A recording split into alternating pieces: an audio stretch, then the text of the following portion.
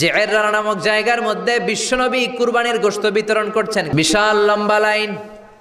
বিশ্বনবী লাইনের মধ্যখান থেকে বৃদ্ধা একটা নারীকে আলাদা করে নিয়ে আসলেন। বিশ্বনবী নিজের গায়ের চাদরটা বিছিয়ে দিলেন, মহিলাটারে বসালেন, বড় একটা গোশতের টুকরা দিলেন, প্যাকেট দিলেন। বৃদ্ধা মহিলাটাও বিশ্বনবীর মাথার মধ্যে হাত বুলিয়ে দিয়ে দোয়া করে গেল। সাহাবীরা বললেন, ইয়া রাসূলুল্লাহ, ইয়া হাবিবাল্লাহ, হাজার হাজার মানুষ, কাউকে তো লাইন থেকে আলাদা করলেন না, কে এই বৃদ্ধা মহিলা? কেন এই মহিলারে নিজের চাদরের উপরে বসতে দিলেন? বিশ্বনবী বললেন, জন্মের আগে আমি বাবা হারালাম, 6 বছর বয়সে মাকে হারিয়েছি, মায়ের বুকের দুধ আমি খেতে পারি নাই।